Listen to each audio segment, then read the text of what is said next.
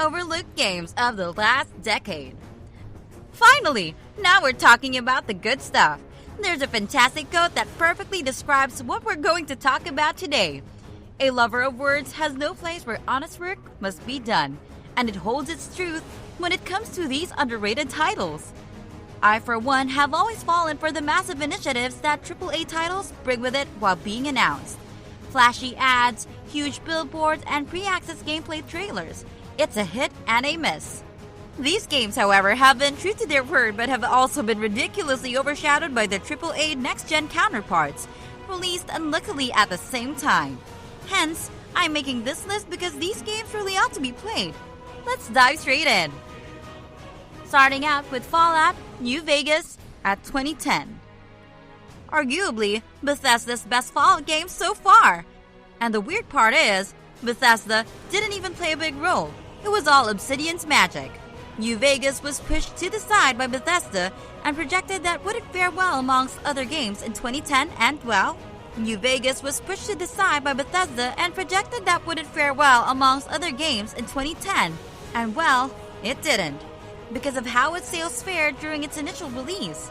This was, of course, a misled assumption eventually, because it garnered an impeccable fan following over the years to come. Obsidian did most of the hauling, and they had absolutely no idea that they would be working on some of the best work they'd ever make. Bethesda or ZeniMax had the IP, Obsidian had the ideas, but the game never really surfaced higher to the audience they needed. It took a while for players to come to it, but when they did, the positive reviews were flowing. Fallout New Vegas is a gem that shines bright amongst most action RPG lovers. The clumsy Fallout 3 engine was beautified to produce some of the most picturesque desert wastelands for its time. It had its touch of class from a fantastic story with some of the best written NPCs to gameplay elements that would revolutionize many games in the future. For example, hardcore mode. Fallout New Vegas was sincerely ahead of its time. It's a shame how there were so many games that made it to the eyes of the general public and not this one. Obsidian did an incredible job knowing that it really isn't easy to make an RPG game. If you haven't played it, you must right now. It's something you will surely not regret. Moving forward to Titanfall II back in 2016. When talking about Titanfall, we don't really mention the second game. Heck, I don't even think people know there's a second game. Everyone was riled up to play Titanfall 1's fantastic multiplayer, and that's what it's known for. People didn't ever imagine a great single-player storyline for the franchise, but that's exactly what happened. Titanfall 2 was all about reassuring the franchise to super success, but they fell a little short. I remember stumbling across Titanfall 2's incredibly underrated single-player campaign on a walkthrough gaming website, after which I couldn't stop myself. I had to play it, and it did not disappoint. Titanfall 2 had to compete with big names like Hitman, Gears of War 4, Dark Souls 3, Uncharted 4, Final Fantasy 15, Dishonored 2, and no many more the year it came out. And to be honest, it really fell short because, come on, you heard those names? It took the game a couple of years before the wide review of it was positive. And of course, there were franchise veterans who'd pick up the game and played it on its initial release, but the numbers weren't great compared to its predecessor. Another classic case of being overshadowed by the big guns. Next up, we have the Assassin's Creed Rogue, back in 2014. Assassin's Creed is one of those franchises that doesn't take no for an answer. They've been at it ever since AC2 came out, pushing out games every year and marketing them to be the next big thing, except for this one. I'll admit it, AC4 Black Flag will always be one of the best games I've ever played. But AC Rogue isn't far behind. This is one of those few underrated gems that has remained underrated. I'm quite surprised how people don't talk about this game as much as they should, considering how terrible Unity was in its initial release and how underwhelming AC2 Revelations and AC3 were. It's sure shot proof that this is another classic case of overshadowing by Ubisoft. Assassin's Creed Rogue added all the swashbuckling elements of Black Flag, but putting you in the shoes of a Templar, initial assassin turned Templar to be exact, somewhat like AC3 but not remotely as dull. The gameplay elements were a testament to how good AC4 was as a game, and the storyline perfectly placed itself amidst AC3, Black Flag, and Unity to create the most sublime continuous storylines I've come across. Sheer genius. Another game that you must check out. Moving forward, we have Spec Ops The Line back in 2012. Moving forward, we have Spec Ops The Line back in 2012. In June 2012, little did the world know that 2K would develop one of the most talked about underrated games in recent times, Spec Ops. The Line story is one that existentialists would see fit to talk about, capturing one of their greatest twists. Don't worry, I'm not going to spoil it for you though. Capturing one of the greatest twists, but don't worry, I'm not going to spoil it for you though, ever written in gaming history.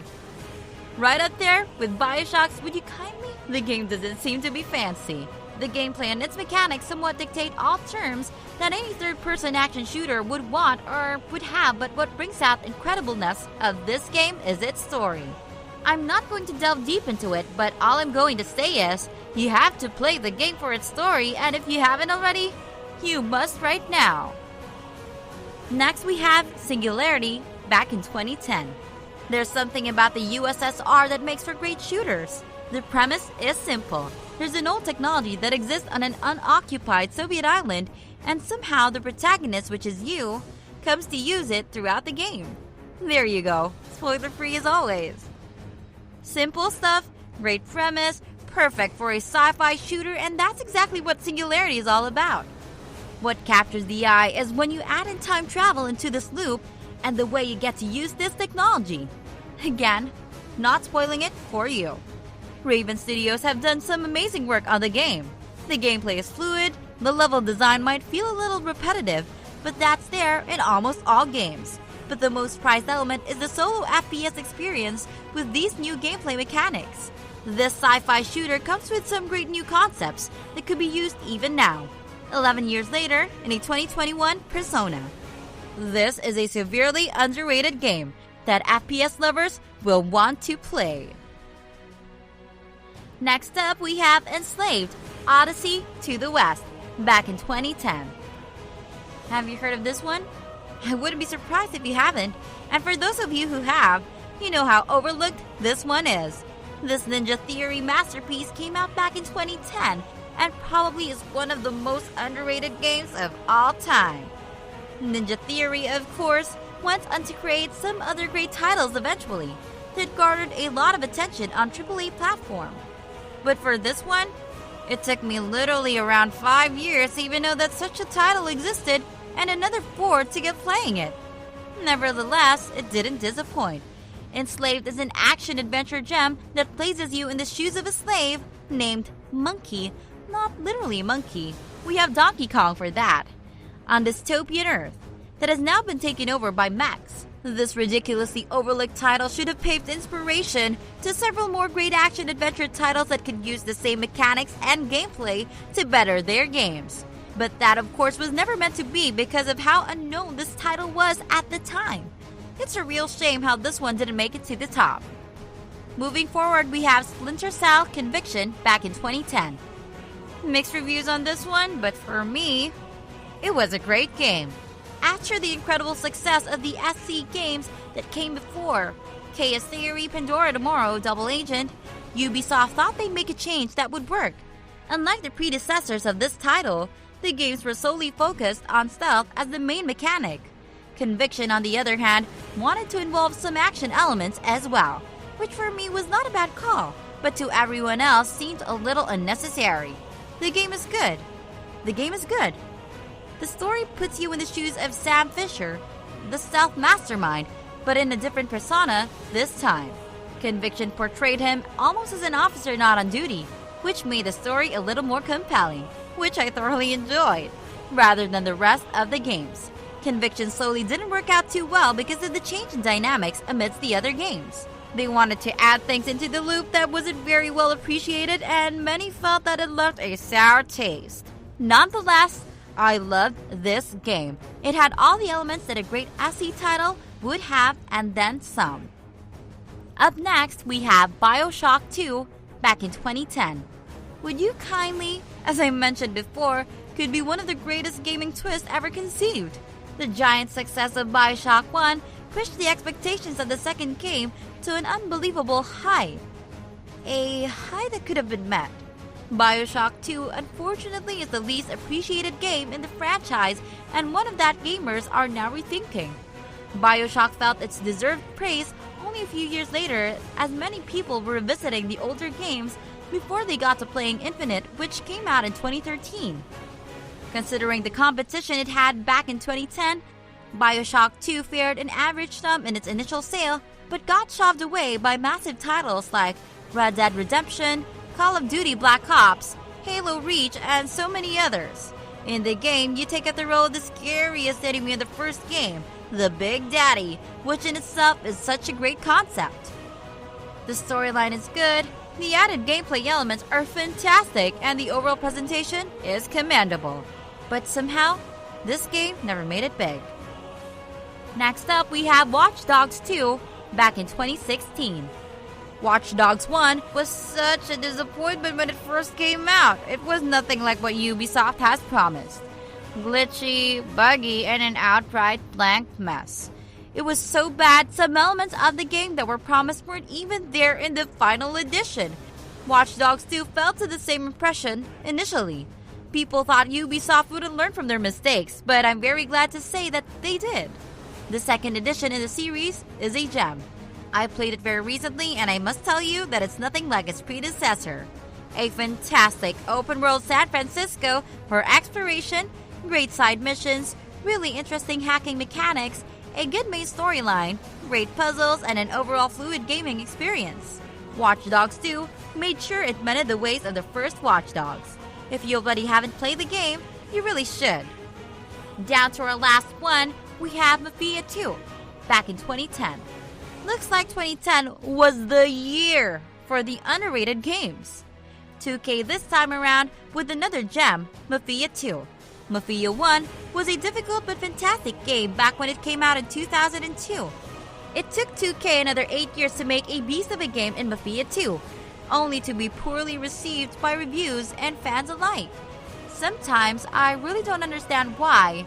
Of course, there was a tough competition that year, considering the number of underrated games in this very list from the same year. But there isn't anything to hate about this game. Mafia 2 hits all the checkboxes with ease, from another breathtaking metropolis of an open world to great vehicles to drive around, great shooter gameplay, an immersive storyline, fantastic visuals for its time. You know, all that you needed in a good game, but just not received well amongst the critics. It would take years for the game to float back up again, and this time to make a positive impression, 2K has done some of its best work with the game, according to me, and it's been far better than the third installment. It's a game that you should get ASAP. In truth, as much as we try to taunt the system, there'll always be great games that will be overshadowed. It's just how everything works. It eventually boils down to you and how you deal with it. Will you play the fancy next-gen title? Or will you be playing a game from last year that you might have overlooked that's just waiting to prove its greatness? The choice is yours. It's all good as long as you're having fun. Thanks for watching. Make sure you like, share, and subscribe, and I'll see you in the next one.